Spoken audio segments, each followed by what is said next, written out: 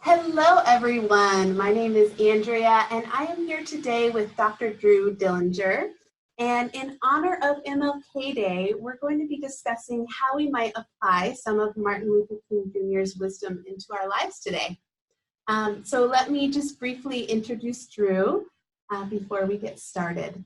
So Drew is an international speaker, poet, writer, and teacher who has inspired minds and hearts around the world, performing poetry and keynoting on justice, ecology, cosmology, and compassion.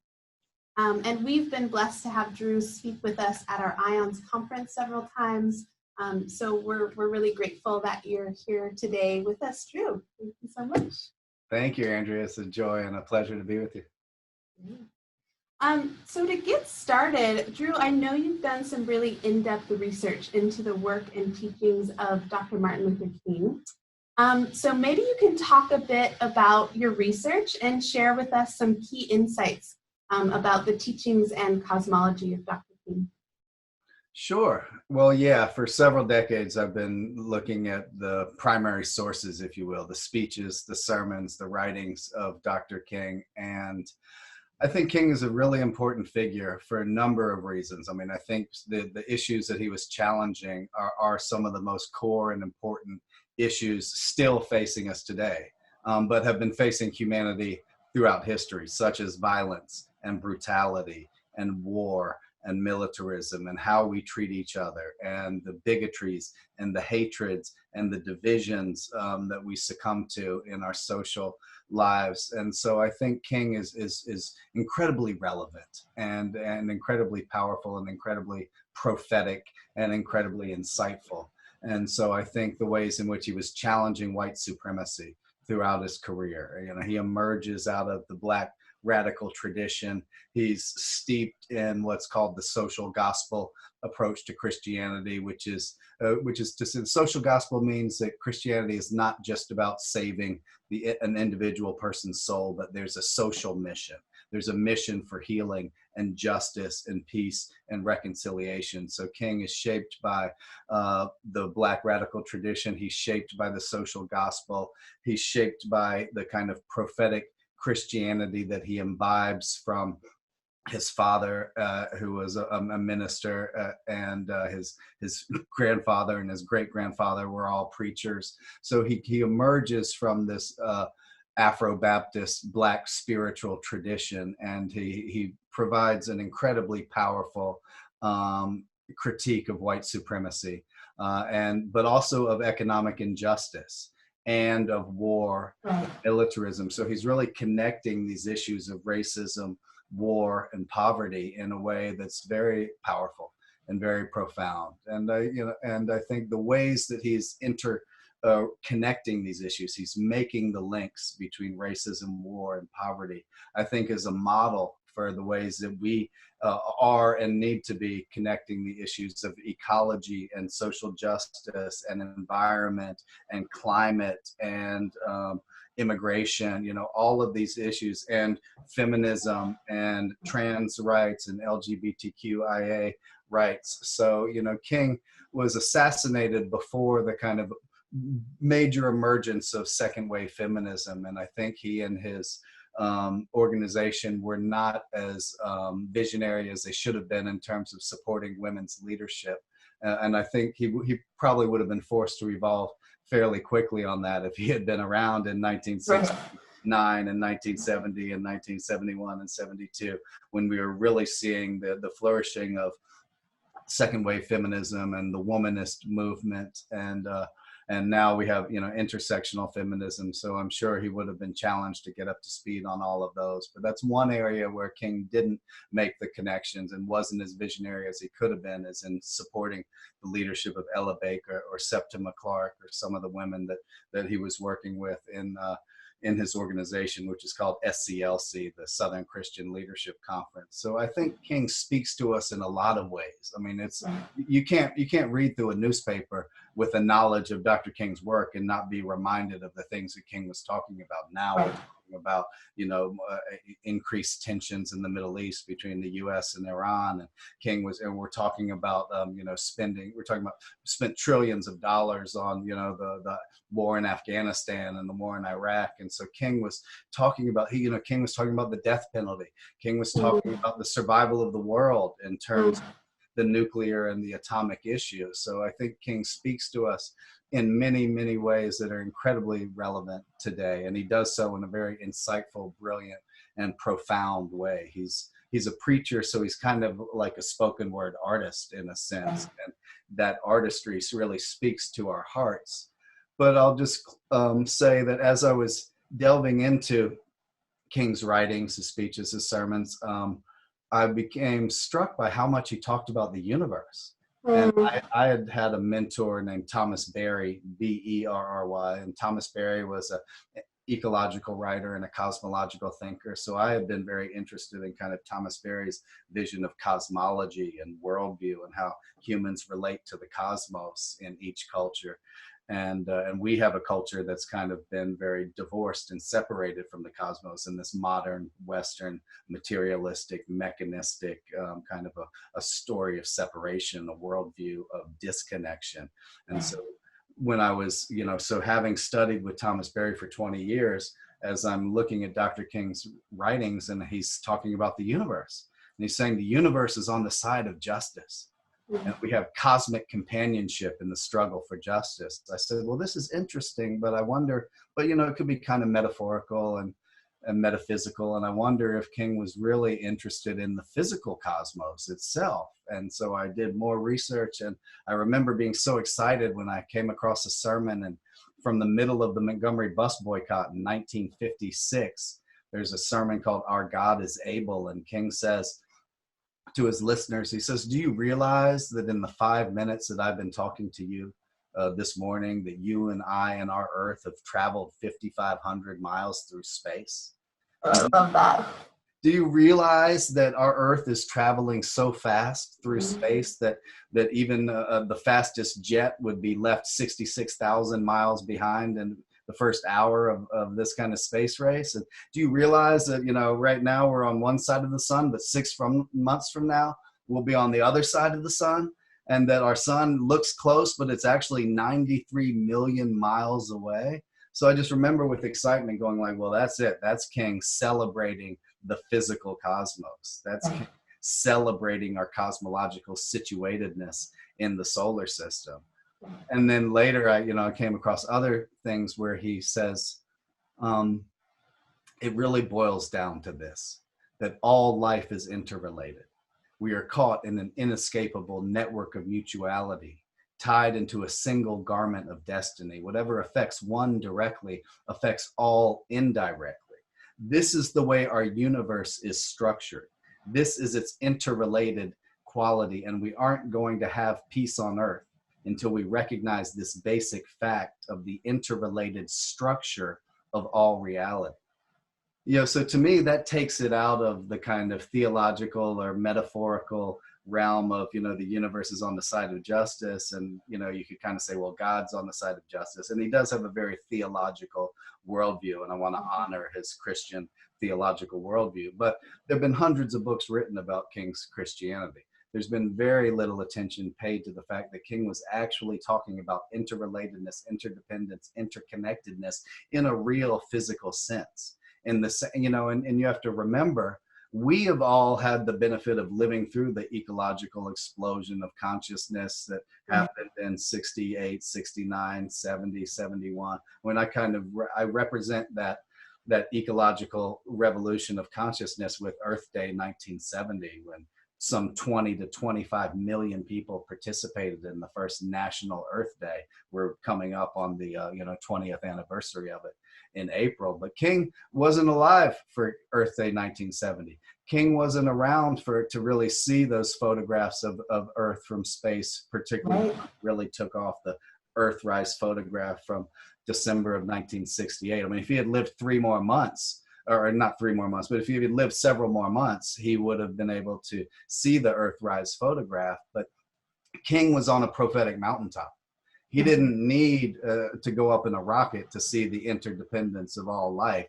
he had the prophetic vision of a prophet standing on a mystical mountaintop. And so when he says, throughout his career, he's saying, all I'm saying this morning is this, that all life is interrelated.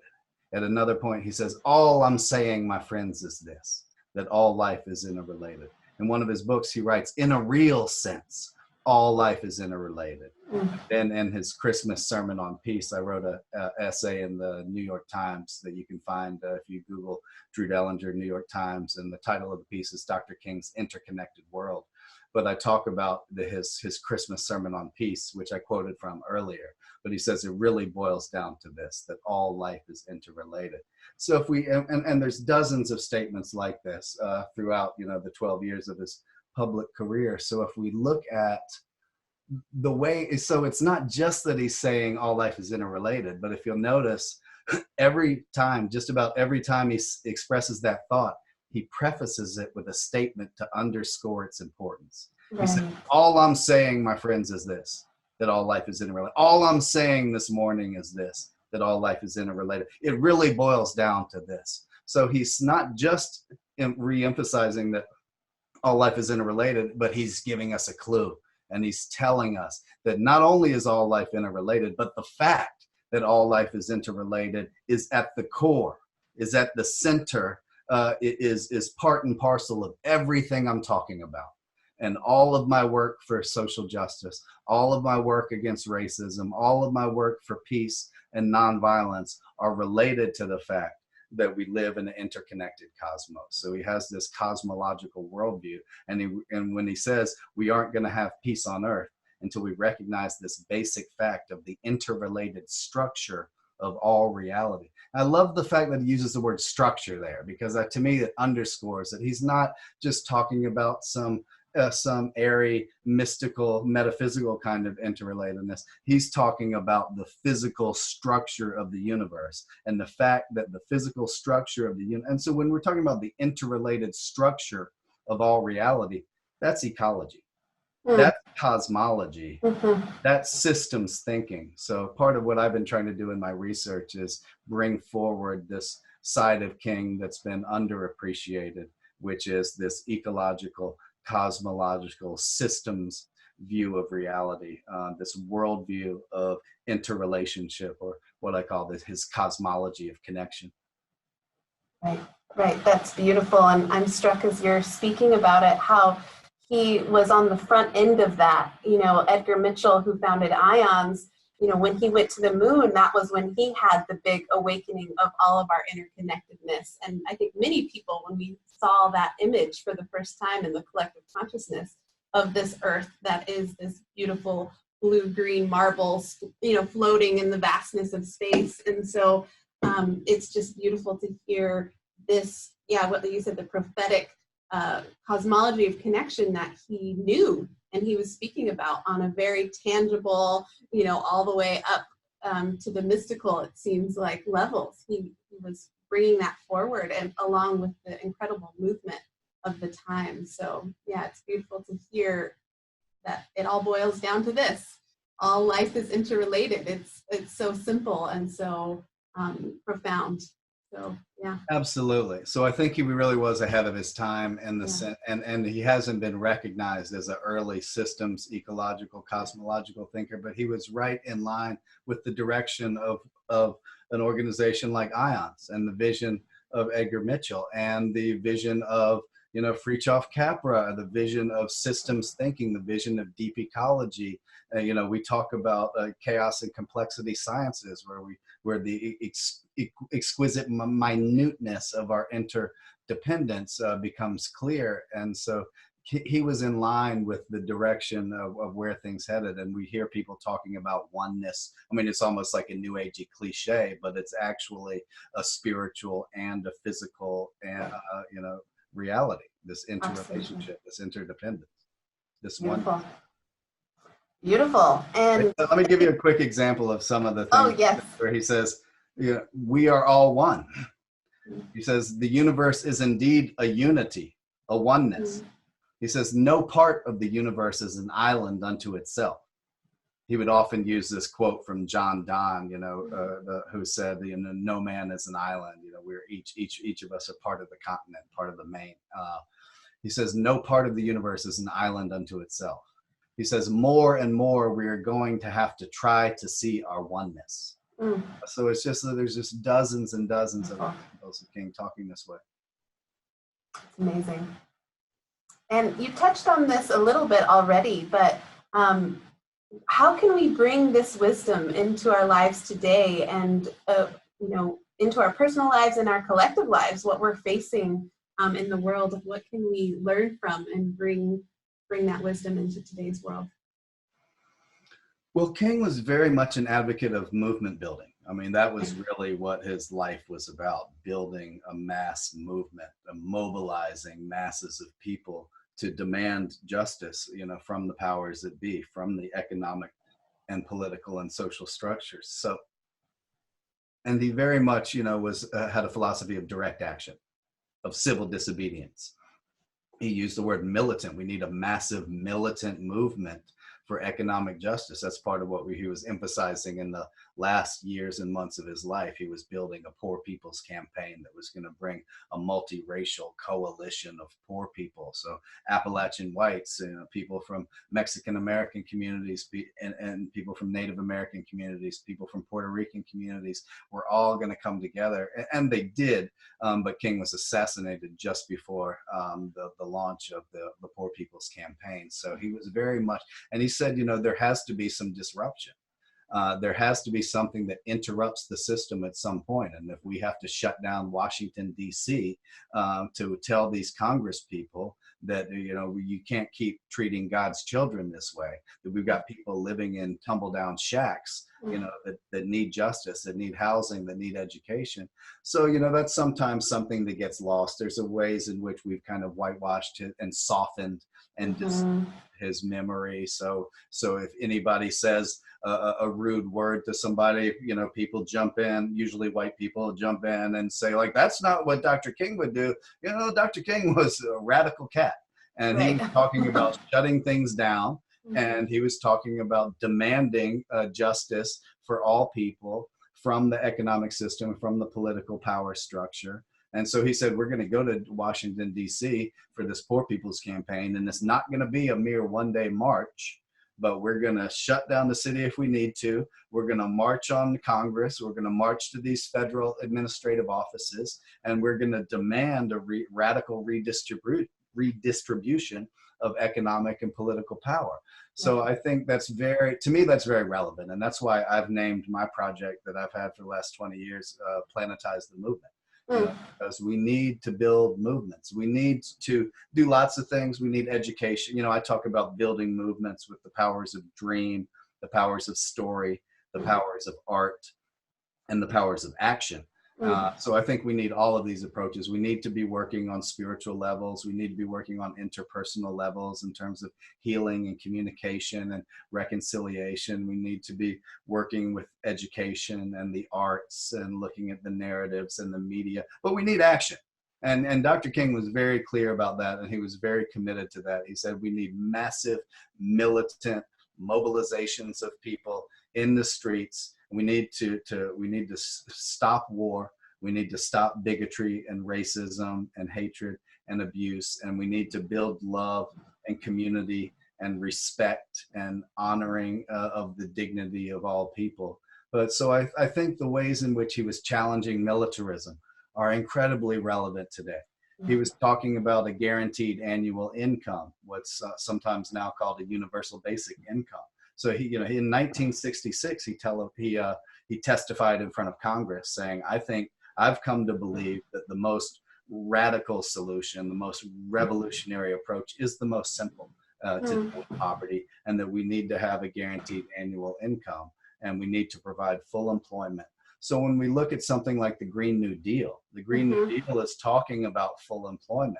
It's talking about connecting ecological and social justice issues, and how do we transform to a zero carbon economy in a way that recognizes the historical oppression of marginalized communities. So in the same way that King was linking racism, war, and poverty, the Green New Deal is an attempt to link social justice with economic justice, with a transformative approach to healing the climate. So I think he's incredibly relevant. He's incredibly inspiring, and he's the kind of voice and vision that we need. It's not that we need a charismatic male leader like Martin Luther King was, but we need to unleash the prophetic voice and the prophetic vision of all of us, and the collective power that we have when we come together and build mass movements. Right, right.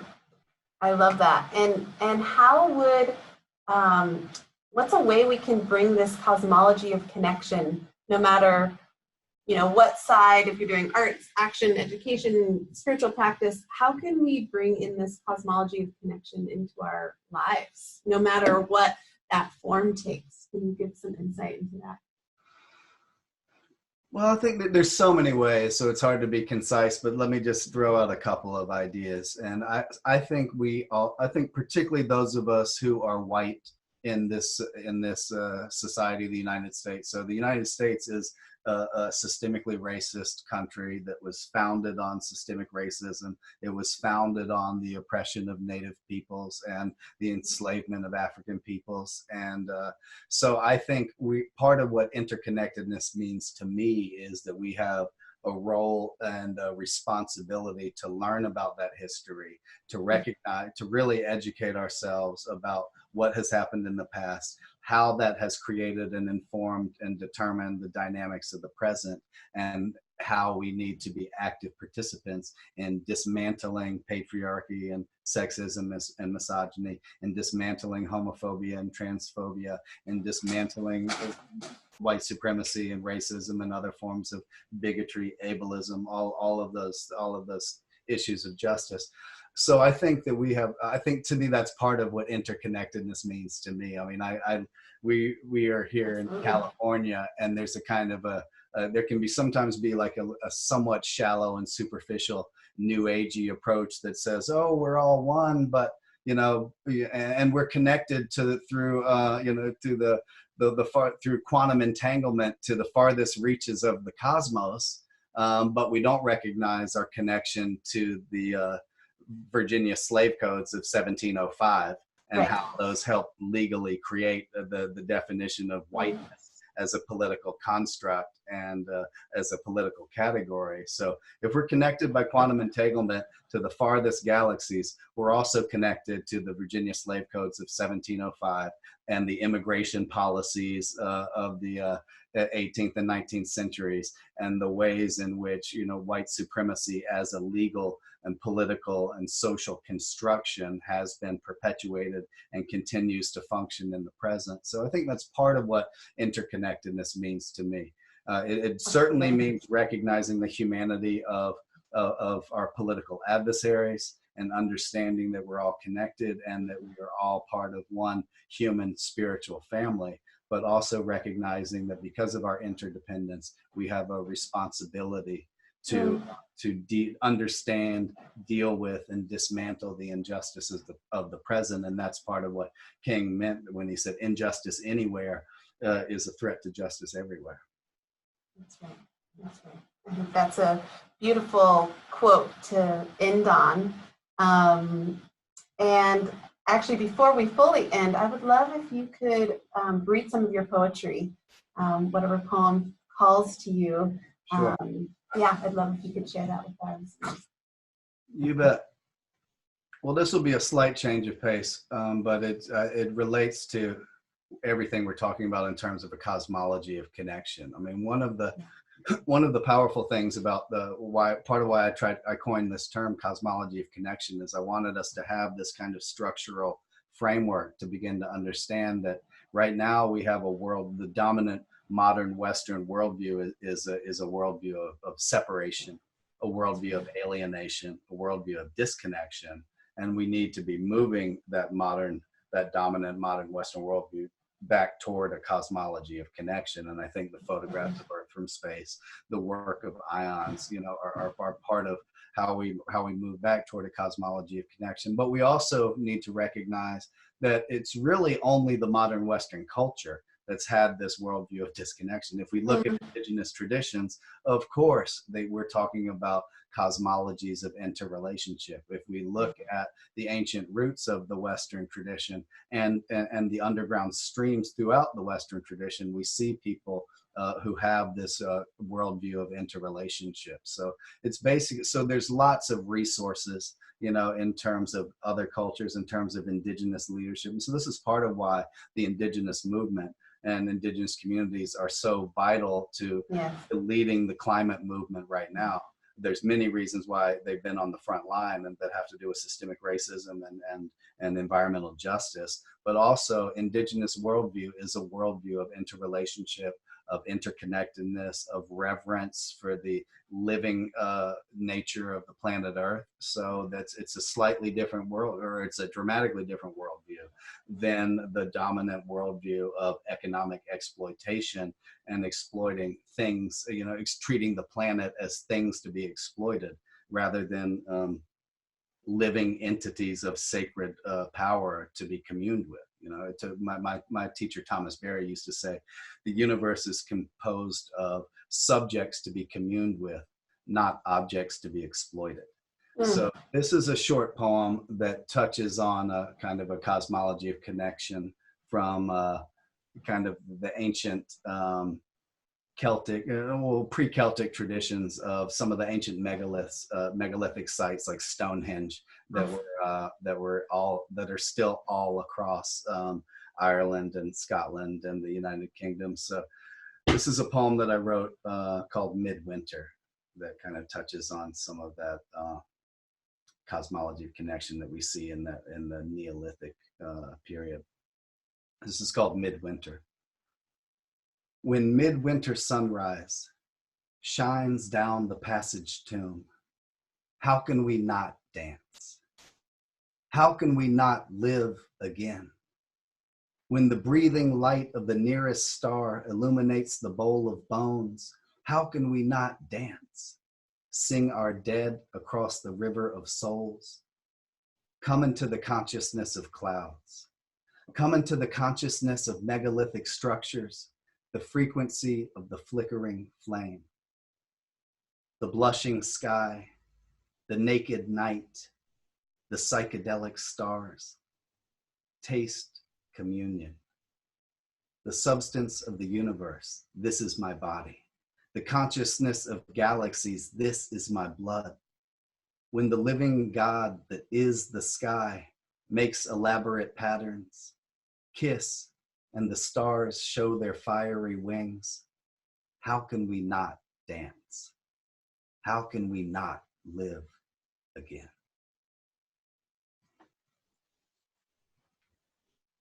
Beautiful. Yeah. Thank you so much for sharing that, and just for your deep research and profound connections that you've made and the work that you're doing, and for sharing it with us here today. My pleasure. Thanks so much, Andrea, and thanks to you and all the work that y'all are doing at IONS. And for people who want to find more of your writing or poetry or work, where can they go to find you? Well, I've got a website at drewdellinger.org, and also I'm on Twitter at drewdellinger, and those are some of the best places. I'm on Facebook as well, but mostly my website, drewdellinger.org, or my Twitter account at drewdellinger. I would love to connect with folks. All right. Wonderful. Well, thank you so much. And yeah, maybe I'll bring in this cosmology of connection into all of our actions as we come into this new decade. So thank you so much. Thank you, Andrea. Appreciate you so much. Bye-bye.